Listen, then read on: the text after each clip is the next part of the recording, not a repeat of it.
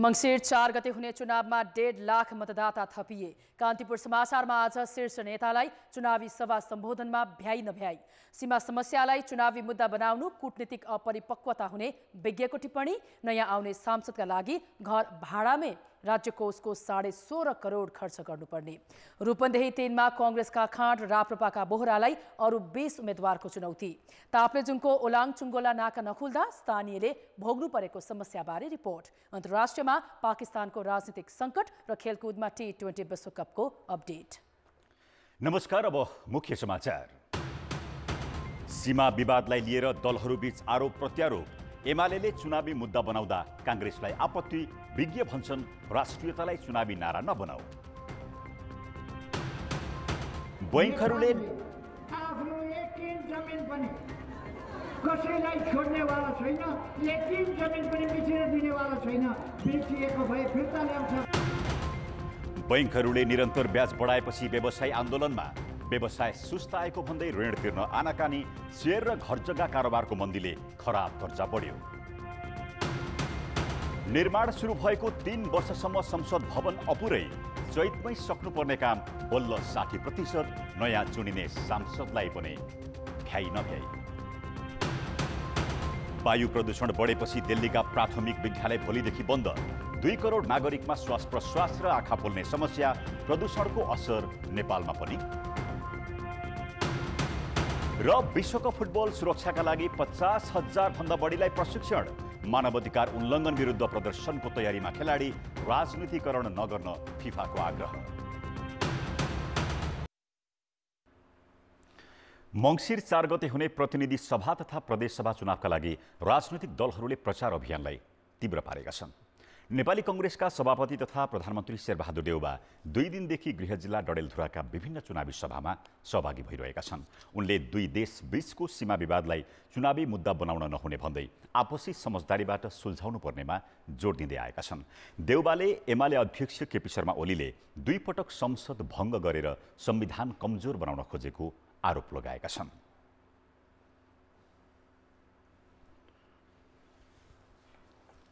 यो संविधान नाच्ने, संविधानलाई खत्म पार्ने षड्यन्त्र भइरहेको छ। त्यसमा ओलीजी पनि एउटा हुनुहुन्छ जसले संविधानलाई जहिले च्यात्तै काम गर्दै हुनुहुन्छ। 2 पल्ट संविधान भङ्ग, संविधानबाट निर्वाचित छ, आफै निर्वाचित सरकार छ, आफैले पार्लियामेन्ट भङ्ग गर्दछ। 2 पल्ट पार्लियामेन्ट भङ्ग गर्नु उहाँले। यता प्रतिपक्षी दल नेकपा एमालेले दार्चुलाबाट चुनावी सभा सुरु गरेको छ। एमालेका अध्यक्ष केपी शर्मा ओलीले आज दार्चुला सहित बैतडी र कञ्चनपुरको कार्यक्रमलाई समेत सम्बोधन गरे। उनले दार्चुलाको आमसभामा छिमेकी मुलुक भारतले सीमा विवाद समाधानमा सानो चित्त नबनाउन आग्रह गरे। भारतले हाम्रो भूभागबाट अनावश्यक ढङ्गले हामी आफै बनाउने थियौँ, तर भारतले आफूले बनाएर बेकारको झमेला निकाल्यो। म भारतलाई अहिले पनि भन्न चाहन्छु, नदी ओर्तिर सर्यो भनेर सीमा ओर्तिर सर्ने होइन, पहिले नदी भएका ठाउँमा भारतले बाँध लगाउने होइन, ठुलो भारतको सानो सत्ता हुनु हो।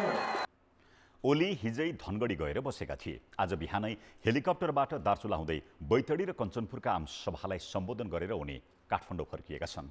यसैगरी माओवादी केन्द्रका अध्यक्ष पुष्पकमल दाहालले आज आफू उम्मेद्वार भएका गोर्खाका 5वटा चुनावी सभालाई सम्बोधन गर्दै राजनैतिक क्रान्ति गोर्खाबाट गरेको भन्दै अब आर्थिक क्रान्ति गर्ने उल्लेख गरे। निर्वाचन मात्रै नभएर अग्रगमन र पश्चगमनको बिचमा एउटा महासमर जस्तो, एउटा लडाईँ जस्तो गरिकन यो अगाडि आएको छ। उनले मंगसिर 4 गतेको निर्वाचन परिवर्तन जोगाउने र भङ्ग गर्ने बीचको लडाईँ भएको बताए। दाहाल आजै काठमाडौँ फर्किएका छन्। निर्वाचनमा देश र जनताको हितका लागि आफ्ना मुद्दा लिएर मतदाता समक्ष जानु दल र उम्मेद्वारको दायित्व नै हो। तर राजनैतिक दलहरूले भावी योजना र नीतिलाई भन्दा चुनावका बेला एक अर्कालाई गाली गलौज र आश्वासनका पोका बाँड्न सक्रिय देखिन्छन्। त्यति मात्रै होइन, सत्तामा हुँदा कूटनैतिक पहल नगर्ने र घोषणापत्रमा उस्तै प्रकृतिका कुरा राखेर दलहरूले व्यवहारमा राष्ट्रियता र सीमाका विषयलाई चर्को चुनावी मुद्दा बनाइरहेका छन्। बोर्डरमा समस्या छ, त्यसकारण चाहिँ कति समाधान समस्या छ, ती समस्याहरू समाधान गरेर वार्ताद्वारा कुरा गरेर कूटनैतिक प्रयास गरेर हामीले हाम्रो देशका समस्या जो सुस्ता छ चुनावी सभाका लागि डडेलधुरा पुगेका कांग्रेस सभापति तथा प्रधानमन्त्री शेरबहादुर देउवाले बिहीबार मतदाता सामु सीमा समस्या कूटनीतिक तवरबाट समाधान गर्नुपर्ने भन्दै संवेदनशील विषयलाई चुनावी मुद्दा बनाउन नहुने बताएका थिए। तर एमाले अध्यक्ष केपी शर्मा ओलीले भने दार्चुलाबाटै चुनावी अभियान थाले र चुच्चे नक्साको प्रसङ्ग उठाउँदै मिचिएका भूभाग फिर्ता ल्याउने दाबी गरे। आफ्नो एक इंच जमिन पनि कसैलाई छोड्नेवाला छैन, एक इंच जमिन पनि मिचिन दिनेवाला छैन, बेचिएको भए फिर्ता ल्याउँछ भनेर हामीले नक्सा जारी गरेका छौँ।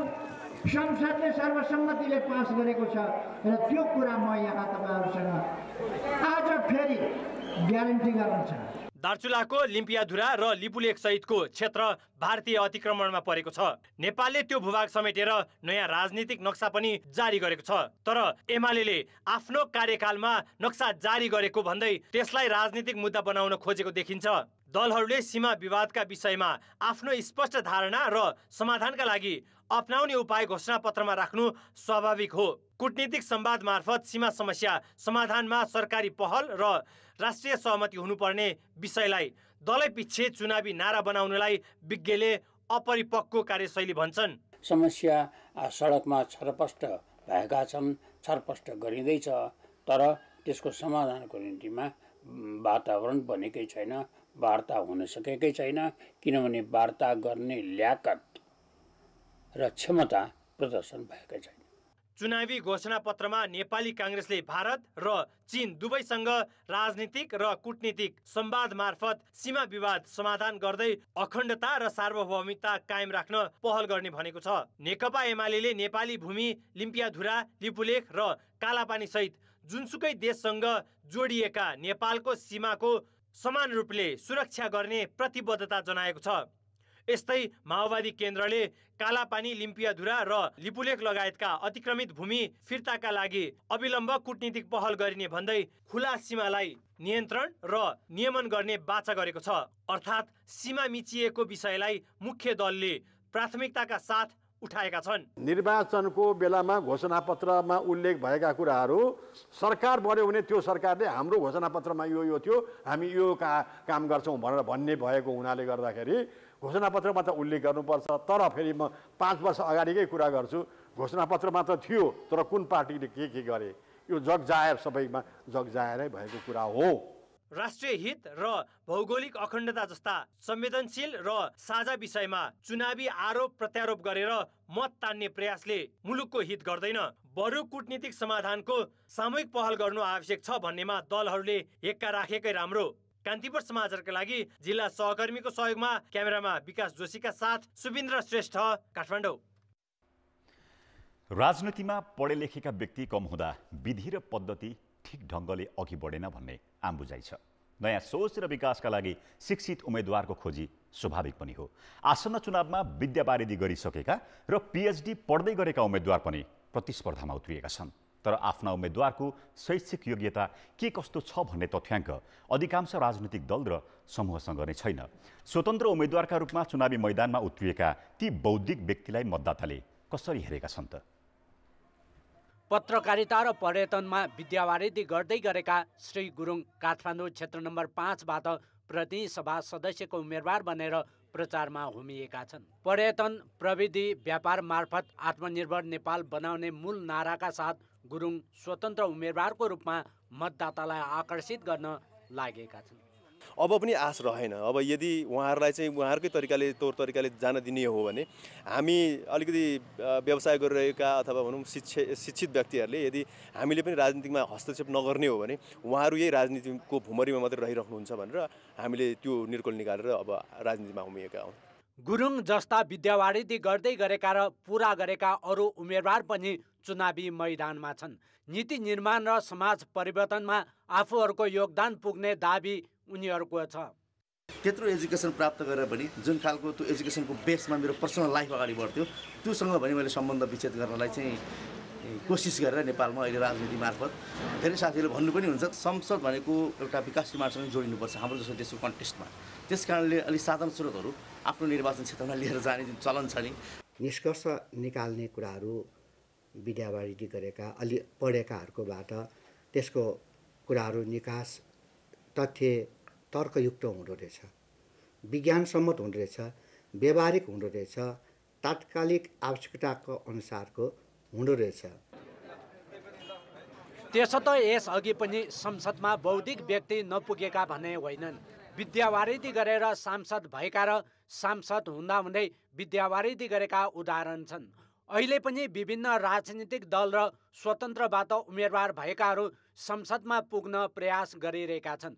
पढे लेखेका र बौद्धिक व्यक्तिको संसदमा उपस्थितिले विकासका योजनाहरू तथ्य र यथार्थपरक बनाउन सहयोग पुग्ने बुझाइ मतदाताको छ। बुद्धि पुर्याएर काम गरे त के विद्वानले काम गर्छ, तर पढाइमै घमण्ड गरेर अर्कालाई रिस मात्रै गरे भने त्यो मान्छेले के काम गर्ला र, होइन? तर नपढेको भन्दा पढेको मान्छेले काम गर्यो भने हुन्छ। केही बुझेको हुँदैन, होरे तालमा आएको हुन्छ, अनि जे मन लाग्यो त्यही गरे हुन्छ। एउटाले एउटा सल्लाह दिन्छ, त्यहीतिर कुदेको हुन्छ, अर्कोले अर्को सल्लाह दिन्छ, त्यहीतिर कुदेको हुन्छ। अनि जुन हाई लेभलको आएको हुन्छ उनीहरूले त केही न केही बुझेको हुन्छ, सोचेको हुन्छ, बुझेर त्यसमा स्टडी गरेर आएको हुन्छ। बौद्धिक छवि भएका उम्मेदवारले जनताका समस्या मसिनोसँग केलाउने मात्र होइन, आफ्ना ज्ञान र सिपलाई व्यवहारमा उतार्ने र नीति निर्माणमा समेत सहयोग पुर्याउने अपेक्षा गरिन्छ। यस पटकको चुनावमा पनि विद्यावारिधि गरेका उम्मेदवार धेरै नै देखिनुले राजनीतिमा बौद्धिक व्यक्तिको आकर्षण बढ्न थालेको मान्न सकिन्छ। कान्तिपुर समाचारका लागि बागलुङबाट प्रदीप पन्त र क्यामेरामा सुरज खड्का र विकास जोशीका साथ नारायण किलम्बु, काठमाडौँ। बहालवाला मन्त्री विरुद्ध पूर्व मन्त्री चुनावी प्रतिस्पर्धामा उत्रिएपछि रूपन्देहीको निर्वाचन क्षेत्र नम्बर 3 अहिले चर्चामा छ। पहिलेका सहयात्री अहिले प्रतिस्पर्धी बनेर आफ्नो प्रभाव देखाउँदै कसरी जित निकाल्ने भन्नेमा उद्धत छन्। गृहमन्त्री तथा काङ्ग्रेस प्रभावशाली नेता बालकृष्ण खाँड रूपन्देही 3बाट प्रतिनिधि सभा सदस्यमा उम्मेद्वार छन्। पार्टीभित्र दरो पकड राख्दै र प्रधानमन्त्री शेरबहादुर देउबाको विश्वासपात्र बन्दै सरकारको दोस्रो वरियता क्रममा रहेका खाँड सत्तापक्ष गठबन्धन सहित जनमुक्तिलाई साथ लिएर चुनावी मैदानमा उत्रिएका हुन्। नेपाल विद्यार्थी संघ र तरुण दलको अध्यक्ष हुँदै काङ्ग्रेसको मूल राजनीतिमा छिरेका खाँड 2048 देखि नै संसदीय राजनीतिमा छन्। 2074मा आफू समानुपातिकमा बसेका खाँडले निर्वाचनमा तालमेल गरेर राष्ट्रिय प्रजातन्त्र पार्टीका वरिष्ठ नेता एवं पूर्व मन्त्री दीपक बोहरालाई सघाएका थिए। तिनै बोहरा यसपालि चुनावी प्रतिस्पर्धामा उत्रिएर खाँडलाई चुनौती दिएका छन्। जनताको अवस्थामा यिनीहरूले परिवर्तन ल्याउन सक्छन् भन्ने जनताको विश्वास छ। पञ्चायतकालमा 4 पटक र गणतन्त्रपछि 3 पटक मन्त्री भइसकेका राप्रपा नेता बोहराले पञ्चायतकालीन विकासदेखि अहिलेसम्मको जस आफैले पाउने दाबी गर्छन्। पटक पटक निर्वाचन क्षेत्र फेरेर चुनाव लड्ने गरेका बोहरा 2064मा रूपन्देही 1बाट पराजित भएका थिए भने 2070मा 2बाट जितेका थिए। 2074मा एमाले नेता घनश्याम भुसालसँग पराजित उनलाई यसपालि एमाले र जसपाले सघाएको छ। कोभिडका कारण अहिले तत्कालका लागि आवाज गुमाएका बोहराका एजेन्डा सहयोगीले राखिदिनुपर्ने बाध्यता छ। तालमेलको आधार भयो, एउटा भाले विकास निर्माण गरेको आधार भयो। एउटा महत्त्वपूर्ण कुरा चाहिँ उहाँको अनुभवको। रूपन्देही 3मा स्थानीय तहको निर्वाचनमा काङ्ग्रेसको 34153, एमालेको 29048, राप्रपाको 13397, जसपाको 6183, जनमुक्तिको 4100, माओवादीको 2881, लोसपाको 2174 र नेकपा यसको 977 मत छ। स्थानीय तहको मत अनुसार अगाडि रहे पनि प्रतिकूल स्वास्थ्यका कारण गठबन्धन दलबाट सबै भोट तान्न बोहरालाई चुनौती छ। गृहमन्त्री खाँडलाई महाधिवेशनका बेलामा भएको गुटगत राजनीतिका कारण आफ्नै पार्टीभित्र शेखर कोइराला पक्षको मत जोगाउन मुस्किल छ। यस्तोमा केही मत स्वतन्त्रबाट उम्मेदवारी दिएका उम्मेद्वारहरूले तान्न सक्नेछन्। चुनावको बेलामा सबै राम्रो हुन्छ, चुनाव जितिसकेपछि त को आउँछ यहाँ केही हाल पत्ता लिने कोही आउँदैन। विकास बनाइदिने, हामी त त्यस्ता नेतालाई भोट दिने भनेर बस्या। 2048 सालदेखि निरन्तर चुनाव लड्दै आएका वर्तमान गृहमन्त्री बालकृष्ण खाँड र पूर्व मन्त्री दीपक बोहराको चुनावी भेट भने पहिलो हो। पहिलेका सहयात्री र अहिलेका प्रतिस्पर्धी यी दुईलाई रूपन्देही 3का 1,32,791 मतदाताले निकै प्रतिस्पर्धाका बीच कसलाई जिताउने हुन् त्यो भने भन्न सकिँदैन। कान्तिपुर समाचारका लागि क्यामेरामा स्वस्तिक श्रेष्ठका साथ अमृता अनमोल, भैरहवा, रूपन्देही। अब जनताको आवाज हामीले आज 7 प्रदेशमा सोधेका छौं। चुनावी सभामा दलहरूले दिने आश्वासन तपाईलाई कतिको विश्वासिलो लाग्छ?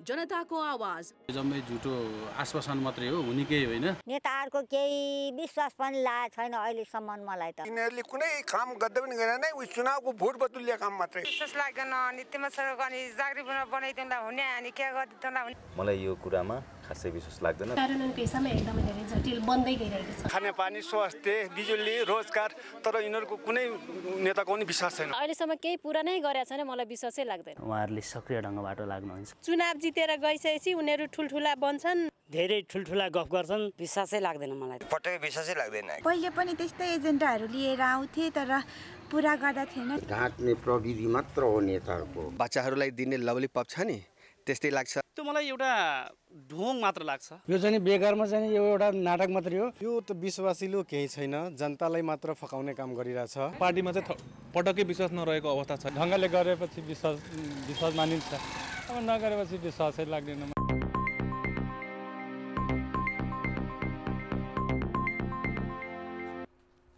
मङ्सिर 4 गते हुने निर्वाचनमा 1.5 लाख अस्थायी मतदाता थपिने भएका छन्।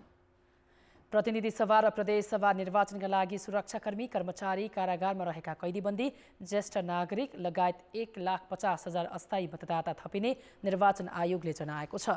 अस्थायी मतदाताले समानुपातिक तर्फका उम्मेदवारलाई मात्र मतदान गर्न पाउनेछन्।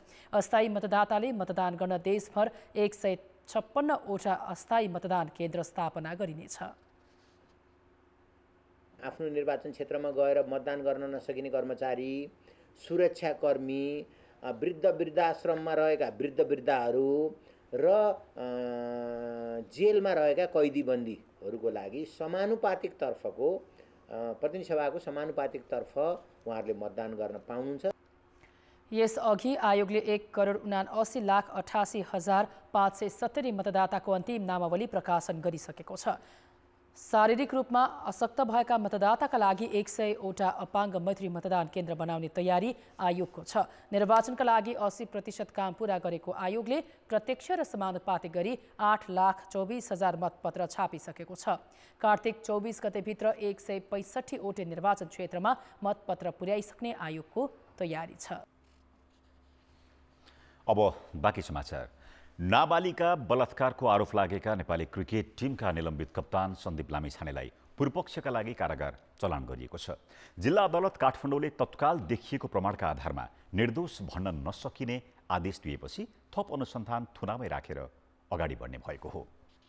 थुनचेक बहस सकिएपछि जिल्ला अदालत काठमाडौँले शुक्रबार आरोपी लामिछानेलाई थुनामै राखेर मुद्दा अगाडि बढाउन आदेश गरेको हो। जिल्ला न्यायाधीश माधव प्रसाद घिमिरेको इजलासले तत्काल प्राप्त भएका प्रमाणका आधारमा निर्दोष मान्न नसकिने ठहर सहितको आदेश दिएका हुन्। आदेशमा सीसीटीभी फुटेज, पीडितको स्वास्थ्य परीक्षण प्रतिवेदन र प्रतिवादीको बयान बेहोरा बीच आपसमा मिल्न गएको देखिन्छ भन्ने उल्लेख छ। पीडितले होस्टलमा कुनै जानकारी नदिई बाहिर गएको र सो विषयमा लामिछानेले समेत जानकारी नगराएको विषयलाई समेत आदेशमा उल्लेख गरिएको छ। घटना भएको अर्को दिन अन्तर्राष्ट्रिय स्तरमा खेल्न जाँदै गर्दाको गहन जिम्मेवारी र आफ्नो सार्वजनिक छविलाई समेत ख्याल नगरेकोमा पनि आदेशमा प्रश्न उठाइएको छ। प्रतिवादीको तर्फबाट पीडितको उमेरको सम्बन्धमा प्रश्न उठाइएको र त्यसबारे जन्मदर्ताको फोटोकपी पेश गरिएको विषय परीक्षणपछि यकिन हुने आदेशमा उल्लेख छ। मुद्दा निरन्तर सुनवाईमा जाने भएकाले आदेशले जाहेरीकर्ता, पीडित र पीडितको स्वास्थ्य परीक्षण गर्ने चिकित्सकलाई बकपत्रका लागि मङ्सिर 7 गते उपस्थित गराउन भनिएको छ। जन्मदर्तामाथि उठेको प्रश्नबारे अदालतले सक्कल अभिलेख मागेको छ। थुनचेक बहसका क्रममा प्रतिवादी र उनका कानुन व्यवसायीले पीडित भनिएकी किशोरी बालिग भएको दावी गर्दै जन्मदर्ताको फोटोकपी समेत पेश गरेका थिए। भदौ 5 गते घटना भएको भन्दै लामिछाने विरुद्ध भदौ 22 गते जाहेरी परेको थियो। उक्त समयमा लामिछाने क्यारेबियन प्रिमियर लिग खेल्न क्यान्यमा थिए। जाहेरी परेको 1 महिनापछि बल्ल नेपाल फर्किएका लामिछानेलाई असोज 20 गते विमानस्थलबाटै प्रहरीले नियन्त्रणमा लिएको थियो। 24 दिन प्रहरी हिरासतमा राखी कार्तिक 14 गते जिल्ला अदालतमा जबरजस्ती करणी गरेको कसुरमा मुद्दा दर्ता गरिएको थियो। सानै उमेरमा क्रिकेटमा सफलता हासिल गरेका लामिछाने सन् 2016 देखि निरन्तर राष्ट्रिय टिमको सदस्य र गत मङ्सिरमा कप्तान बनेका थिए। 22 वर्षीय लामिछाने विश्वको चर्चित फ्रेन्चाइज इन्डियन प्रिमियर लिग खेल्ने एकमात्र नेपाली खेलाडी हुन्। त्यसपछि उनले अस्ट्रेलियाको बिग बास, क्यारिबियन प्रिमियर लिग लगायत फ्रेन्चाइज लिग खेलिसकेका छन्। क्यानले निलम्बनमा राखेका सन्दीपको अभियोग प्रमाणित भएमा 12 वर्षसम्म जेल सजाय हुन सक्छ। कान्तिपुर समाचारका लागि क्यामेरामा श्याम श्रेष्ठका साथ दीपक आचार्य, काठमाडौँ। मुलुक चुनावमा होमिएको छ। मङ्सिर 4 गतेको चुनावबाट प्रतिनिधि सभा र प्रदेश सभामा नयाँ जनप्रतिनिधि चयन हुनेछन्। तर जनप्रतिनिधिको सर्वोच्च थलो संघीय संसदको आफ्नै भवनसम्म छैन। देशको कला र संस्कृति झल्किने गरी सिंहदरबारभित्रै नयाँ संसद भवन निर्माण गर्न 3 वर्ष अघि तत्कालीन प्रधानमन्त्री केपी शर्मा ओलीले शिलान्यास गरेका थिए। आगामी चैतसम्म सम्पन्न गर्नुपर्ने भवन निर्माणको काम अहिलेसम्म 60% मात्र भएको छ। आन्तरिक सजावटको त ठेक्का आह्वान समेत भएको छैन। 2076 असोज 1 गते तत्कालीन प्रधानमन्त्री केपी शर्मा ओलीले सिंहदरबार परिसरभित्रको पुतली बगैँचामा संसद भवनको शिलान्यास गरेका थिए। आगामी संसद यही संसद भवनबाट सञ्चालन गर्ने गरी यो संसद भवनको शिलान्यास गरिएको भए पनि निर्वाचन आउन केही साता बाँकी रहँदासम्म यो संसद भवन तयार भएको छैन। के आगामी संसद पनि बानेश्वरको संसद भवनबाट नै सञ्चालन हुने हो त? अहिले हामी समग्रलाई गर्दा नि हामीले लगभग फिजिकल प्रोग्रेस चाहिँ हामीले लगभग 60% हामीले सिधायौँ। अहिले बाँकी रहेका जे पेन्डिङ डिसिजनहरू छन्, जे हामीलाई फेसिलिटेसन क्लाइन्ट र परामर्श गरिदिनुपर्छ, त्यो इमिडिएटली तुरुन्तै भइदियो भने हामी चाहिँ एडिसनल अर्को 1 वर्षभित्र चाहिँ अब सबै काम सिद्धाउन सक्छौँ। 173 रोपनी क्षेत्रफलमा करिब 5 अर्ब 67 करोडको लागतमा प्रतिनिधि सभा भवन, राष्ट्रिय सभा भवन, विशिष्ट कक्ष, चमेना गृह, पार्किङ, संसदीय समिति लगायतका 12वटा छुट्टा छुट्टै भवन निर्माण भइरहेका छन्। सङ्घीय संसद सचिवालयले पनि त्यसको ताकेता र पहल गरिरहेको छ। यति हुँदाहुँदै पनि त्यो भवन निर्धारित समयमा हुने सम्भावना कमै जस्तो देखिन्छ। भवन चाँडो बनेदेखि हामीलाई संसद सचिवालय, संसद भवन, संसद समितिका चाहिँ कार्यालयहरू लगायतका सम्पूर्ण एकैसाथ त्यहाँ सेटअप हुँदा हामीलाई काम गर्न सजिलो हुन्थ्यो। अहिले हामीलाई त्यो अप्ठ्यारो र कठिनाइ भइरहेको छ र जतिसक्दो चाँडो निर्माण होस् भन्ने हाम्रो पनि अपेक्षा रहेको छ। पहिलो संविधान सभाको निर्वाचनदेखि नै सरकारले यो अन्तर्राष्ट्रिय सम्मेलन केन्द्रलाई संसद भवनको रूपमा प्रयोग गर्दै आएको छ। सुरुमा वार्षिक 9 करोड रुपियाँ तिर्दै आएको सरकारले अहिले वार्षिक 16.5 करोड रुपियाँ तिर्दै आएको छ। 3 वर्षदेखि सरकारले आफ्नै संसद भवनको निर्माण गरिरहेको भए पनि समयमा सम्पन्न नहुँदा नयाँ आउने सांसदहरूले पनि नयाँ संसद भवनमा बस्न पाउने सम्भावना देखिँदैन। कान्तिपुर समाचारका लागि क्यामेरामा विनोद कोजुका साथ भरत रावल, काठमाडौँ। अर्थ र विकास। बैंकहरूले निरन्तर कर्जामा ब्याज बढाएपछि उद्योगी तथा व्यवसायी आन्दोलनमा उत्रिएका छन्। उनीहरूले नियमनकारी निकाय नेपाल राष्ट्र बैंकसँग पनि असन्तुष्टि जनाएका छन्। खाद्य व्यापार सङ्घ, ललितपुर उद्योग वाणिज्य सङ्घ, भक्तपुर उद्योग वाणिज्य सङ्घ र नेपाल उद्योग वाणिज्य सङ्घ काठमाडौँले आज काठमाडौँको माइतीघर मण्डलामा विरोध प्रदर्शन गरेका हुन्। बैंकहरूले चर्को सेवा शुल्क लिएको र आफूहरू अप्ठ्यारोमा पर्दा समेत बैंकहरू नाफामुखी भएको आरोप व्यवसायीले लगाए। उनीहरूले राष्ट्र बैंकले कार्तिक 1 गतेदेखि कार्यान्वयनमा ल्याएको चालु पुँजी कर्जा मार्गदर्शनको समेत विरोध गरेका छन्। उद्योगी तथा व्यवसायीले नियमित ब्याज र किस्ता नतिर्दा बैंकहरूको खराब कर्जा बढेको छ। उद्योगको उत्पादन बिक्रीमा आएको कमीसँगै घरजग्गा र शेयर बजारमा छाएको सुस्तताका कारण व्यवसायीले नियमित ब्याज र किस्ता तिर्न नसकेका हुन्। त्यही कारण बैंक समेत समस्यामा परेका छन्। भाखा नागेको 1 वर्ष भएको ऋणलाई बैंकहरूले खराब कर्जामा राख्छन्। गत चैतबाट बन्न थालेको बैंकहरूको खराब कर्जा असोजमा आउँदा थप बढेको देखिन्छ। 26वटा वाणिज्य बैंकको गत वर्षको पुसमा औसतमा 1.11% रहेको खराब कर्जा अहिले 1.77% पुगेको छ। गत वर्षको असोजको तुलनामा यो वर्ष 24वटा बैंकको खराब कर्जा बढेको छ। खराब कर्जा बढी हुनेमा sunrise, citizens, NCC, bank of Kathmandu र कृषि विकास बैंक छन्। 2वटाको मात्रै खराब कर्जा कम भएको छ। कर्जा पुरा गर्ने हामीसँग पर्याप्त मात्रामा स्रोतहरू नभएको कारणले गर्दा आकर्षित नभएर होल्ड गर्ने एउटा परिपाटी पनि हो। तिरेपछि ब्याङ्कले फेरि दिन सक्छ सक्दैन एउटा बाटो त्यो हो। र यो रोल ओभर एउटा ब्याङ्क अर्को ब्याङ्कमा पनि सिफ्ट हुने प्र्याक्टिसले पनि कतिपय ठाउँमा के हुन्छ नि मलाई यहाँबाट उहाँ सस्तो पैसामा कहाँ पाइन्छ भन्ने पहिले एउटा प्र्याक्टिस हुन्थ्यो। महँगोमा त सिफ्ट हुने कुरै आएन। हाम्रो आर्थिक गतिविधिमा रिसेसन पनि एउटा फ्याक्टर हो होइन। ब्याज दर उकालो लागेपछि शेयर बजार सुस्ताएको छ। घर जग्गा कारोबारमा कमी आएको छ। उद्यम तथा व्यवसाय गर्ने भन्दै बैंकबाट ऋण निकालेर शेयर र घर जग्गामा लगानी गरेकाहरू नराम्ररी थला परेका छन्। त्यति मात्र होइन, महँगी बढ्दा उद्योगको उत्पादन कम बिक्री हुन थालेको छ। त्यसको असरले बैंकको ऋण र ब्याज तिर्न नसक्ने अवस्था आएको उद्योगी व्यवसायी बताउँछन्। शेयरमा जसले लगानी गरेका थियो ठुलो सानो सबैले भनेपछि उनीहरूको 33% पैसा डुब्यो एभरेजमा। त्यस्तै चाहिँ तपाईँको घर जग्गा अहिले मैले उद्योगको नाउँमा भएको जग्गा बेचेर ऋण तिर्छु भन्दाखेरि पनि बेच्न दिया पनि छैन र किन्ने पनि कम छ। र कमैमा बेचे पनि तिर्न दिया छैन भनेपछि यो जम्मैतिरबाट पिलिएको अवस्थाले गर्दा यो पटकमा अब व्यवसायहरूले यो ऋण तिर्नलाई कठिन भएको अवस्था हो। नेपाल राष्ट्र बैंकले महँगी नियन्त्रणका लागि भन्दै ब्याज दर बढाउने नीति लिएपछि व्यवसाय गर्नेहरू प्रभावित भएका हुन्।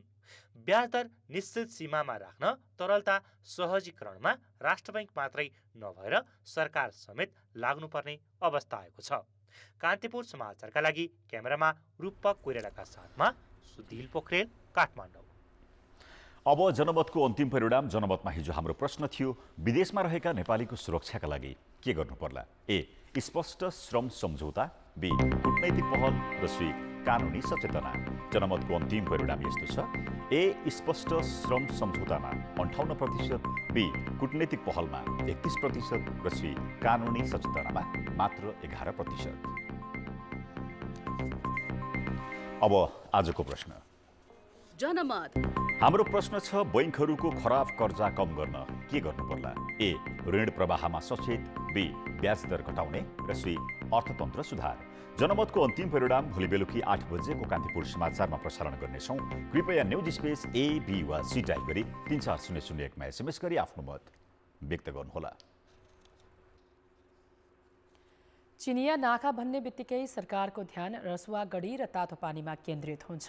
यी नाका बन्द हुँदा सरकारले तत्काल सञ्चालनमा ल्याउन तत्परता देखाउँछ।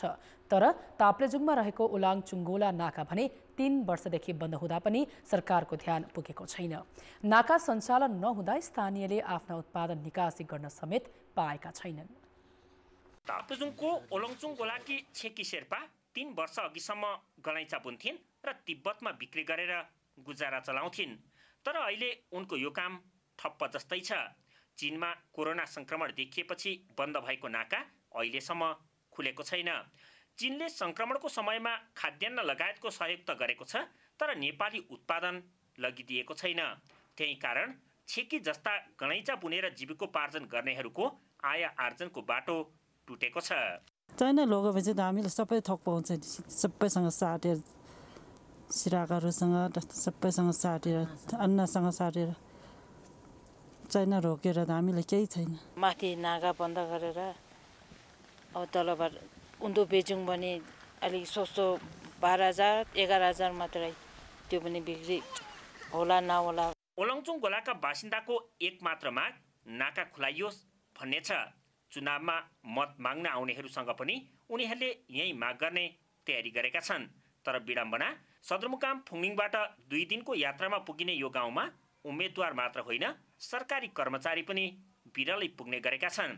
आफ्ना गुनासा सुनाउने एकमात्र माध्यम वडाका जनप्रतिनिधि भए पनि उनीहरूको पहुँचै पुग्दैन। सकेसम्म मैले आफ्नो क्षमताले भ्याइन्जेलसम्म चाहिँ प्रदेश सरकार सङ्घीय सरकारमा समन्वय गरेर दिन्छ भन्ने आशा र विश्वास गर्दछु। गृह मन्त्रालयमा हामीले लेखेर पठाएका छौँ र गृह मन्त्रालयबाट परराष्ट्र मन्त्रालयमा गएको कुरा बुझिएको छ। र यसरी हामीले चाहिँ त्यहाँ नाका खोल्ने विषयमा हाम्रो तदारुकता त भएकै छ। 56 परिवारको बसोबास रहेको ओलङचुङगोलामा 2/3 भन्दा बढीले गलैँचा बुन्छन्। चीनबाट धागो ल्याउने र बुनेर उतैको बजारमा बिक्री गर्नेहरूले अहिले धागो ल्याउन पाएका छैनन्। पुस्तौनी पेसा धान्न उनीहरूले काठमाडौँबाट धागो ल्याउन थालेका छन्। तर यो महँगो पर्ने भएकाले सरकारसँग नाका खुलाइदिने वातावरण बनाउन लगातार माग गरिरहेका छन्। कान्तिपुर समाचारका लागि आनन्द गौतम, ओलङचुङ गोला, ताप्लेजुङ। यातायात व्यवस्था विभागले स्मार्ट कार्ड छपाईका लागि नयाँ मसिन खरिद प्रक्रिया अघि बढाएको छ। एउटा मात्र मसिन रहँदा छपाईको चाप धान्न नसकेपछि नयाँ खरिदको प्रक्रिया अघि बढाइएको हो। अहिले पनि करिब 5 लाख स्मार्ट कार्ड छाप्न बाँकी छ। ट्रायल पास गरेकालाई 9 महिनासम्म पनि कार्ड दिन नसकेपछि कार्ड र मसिन खरिद गर्न लागि हो। यो समस्या चाहिँ तत्कालै समाधान हुन्छ। तर अब यो खरिद प्रक्रिया लगायत सबै कुराहरू गर्नु अझै 2-4 महिना चाहिँ लाग्छ पक्कै, किनभने चाहिँ अब अन्तर्राष्ट्रिय बिडिङका कुराहरू हुन्छ, धेरै कुराहरू हुन्छ। अब त्यो गर्दाखेरि चाहिँ केही समय चाहिँ लाग्छ। तर अबको 2-4 महिना अथवा 4-5 महिना पछाडि अर्को हामीसँग मास प्रिन्टर भइदियो भने चाहिँ 15 दिनमा अथवा 1 महिनाभित्रमा चाहिँ रेगुलर रूपमा प्रिन्ट हुने अवस्था चाहिँ आउँछ। दैनिक 12,000 स्मार्ट कार्डको माग छ, तर अहिलेको मेसिनले 5,000 मात्र छाप्ने गरेको छ। 1 वर्ष अघि नै कार्ड छपाईको काम प्रदेशबाट गर्ने भनिए पनि हुन भने सकेको छैन। खेलकुद समाचार। कान्तिपुर खेलकुद समाचारमा स्वागत छ। त्रिभुवन आर्मी क्लबले प्रधानमन्त्री कपमा सुदूरपश्चिममाथि 169 रनको विशाल जित हात पारेको छ। जारी प्रतियोगितामा आर्मीको यो पहिलो जित हो। कीर्तिपुर स्थित टियु मैदानमा भएको खेलमा टस जितेर पहिले ब्याटिङ गरेको आर्मीले निर्धारित 50 ओभरमा 8 विकेट गुमाएर 282 रनको विशाल योगफल बनाएको थियो। अर्जुन साउदले 73 रनको अर्धशतकीय पारी खेले। रोहित पौडेलले 52 रन थपे। आक्रामक पारी खेलेका कुशल मल्लले 26 बलमा 43 रनको पारी खेले। भीम सार्कीले 34 रन जोडे। बलिङतर्फ हेमन्त धामी, नारायण जोशी तथा गजेन्द्र बोहराले 2 विकेट लिए। जवाबमा उत्रिएको सुदूरपश्चिम 29.4 ओभरमा सबै विकेट गुमाएर मात्रै 113 रनमा समेटियो। बसन्त खत्रीले बनाएको 25 रन नै सर्वाधिक बन्यो। जितेन्द्र मुखियाले 3 तथा साहब आलम र सुसन भारीले 2 विकेट लिए। अघिल्लो खेलमा आर्मी एपिएफसँग 56 रनले हारेको थियो। यता सुदूरपश्चिमको यो लगातार दोस्रो पराजय हो। आफ्नो पहिलो खेलमा सुदूर एपिएफसँगै 10 विकेटले पराजित भएको थियो। यस्तै प्रधानमन्त्री कप अन्तर्गत नै भएको अर्को खेलमा एपिएफ र गण्डकी प्रदेशले अङ्क बाँडेका छन्। मुलबानीको माथिल्लो क्रिकेट मैदानमा भएको खेलमा टस हारेर पहिले ब्याटिङमा आएको एपिएफले 35.1 ओभरमा सबै विकेट गुमाएर मात्रै 115 रन बनाएको थियो। भुवन कार्कीले 24, पुरन विकले 23 तथा लोकेश बम र सन्दीप जोराले 22 रन जोडे। बाँकी खेलाडीले गतिलो रन नै बनाउन सकेनन्। बलिङतर्फ अमृत गुरुङ तथा अर्जुन कुमारले 3 विकेट लिए। सुभाष भण्डारीको नाममा 2 विकेट रह्यो। जवाबमा उत्रिएको गण्डकीले 31 ओभरमा अल आउट हुँदै 115 रन बनाएपछि खेल बराबरीमा रोकिएको हो। खराब ब्याटिङ गरेको गण्डकीले 30 ओभरको समाप्तिमा 9 विकेट गुमाएर 111 रन बनाएको थियो। 31औं ओभरमा बलिङ गरेका सागर ढकालले मात्र 4 रन खर्चिएर 1 विकेट लिएपछि दुवैले अङ्क बाँडेका हुन्। दुवै टोलीले आफ्नो अघिल्लो 2 खेल भने जितेका थिए। अखिल नेपाल फुटबल सङ्घ एन्फाले शहीद स्मारक A division league double round रोबिनका आधारमा खेलाउने योजना बनाएको छ। सहभागी 14 मध्ये अधिकांश क्लब यसमा सहमत छन्। डबल राउन्ड रोबिन हुँदा कम्तीमा 5 महिना लिग सञ्चालन हुनेछ। तर एन्फासँग खेल मैदानदेखि व्यवस्थापनसम्मका चुनौतीहरू छन्। एन्फाले आगामी पुस 26 देखि 2080 को जेठ 20 सम्म लिगको समय निर्धारण गरेको छ। मङ्सिरभर खेलाडी रजिस्ट्रेसन र प्री सिजनको रूपमा पुसका सुरुवाती 2 साता मोफसलका प्रतियोगितालाई समय दिने एन्फाको तयारी छ। कार्तिक 21 गते कार्यशाला गोष्ठी बोलाएको एन्फाले लिगबारे अन्तिम निर्णय गर्नेछ। शहीद स्मारक ए डिभिजन लिगलाई कसरी व्यवस्थित र भव्य बनाउन सकिन्छ भन्ने कुराहरूमा हामी एउटा कार्यशाला गोष्ठी लिएर अगाडि बढ्दैछौँ। मेजोरिटी क्लबले खेल्ने विश्वभरिको फुटबलको मापदण्ड त्यही हो भनेको छ। त्यही कारण हामी पनि खेल्न तयार छौँ। सहभागी 14 मध्ये अधिकांश टिम डबल लिग खेल्न इच्छुक छन्। तर डबल लिग खर्चिलो हुने भएकोले तयारी खर्च बढाउनु पर्ने क्लबहरूको माग छ। एन्फाले डबल लिग आयोजनामा सबै क्लबको एकमत चाहेको छ। महँगाई यस्तो नै भइसकेको छ, खेलाडीको स्यालेरी पनि बढिसकेको छ। त्यो हिसाबले अब कसरी छलफल गरेर कसरी सकिन्छ भनेर एन्फाले पनि बढाउने पहल गर्ने।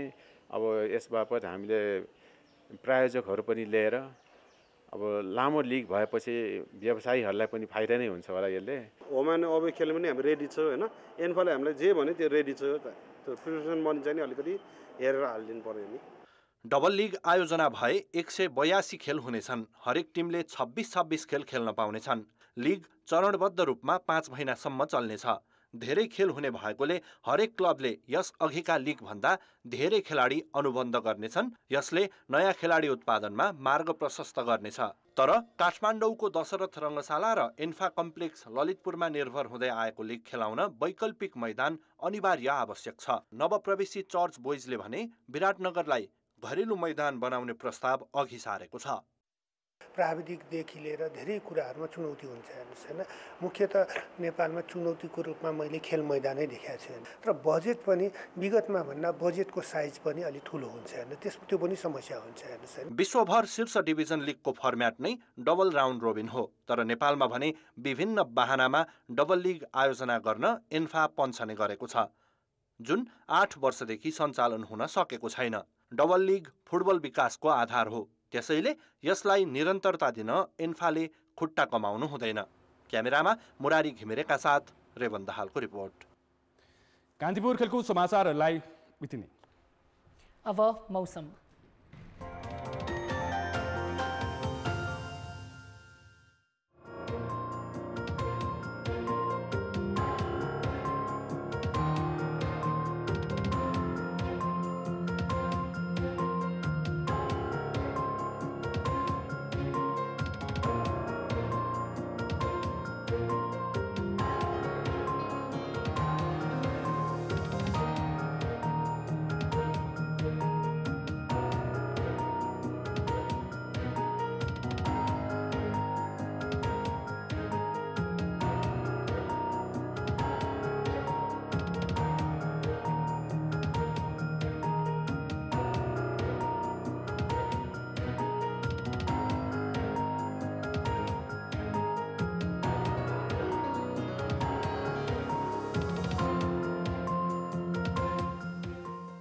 कान्तिपुर समाचार अहिलेलाई सकियो। कान्तिपुर टेलिभिजन हेर्दै गर्नुहोला। नमस्कार।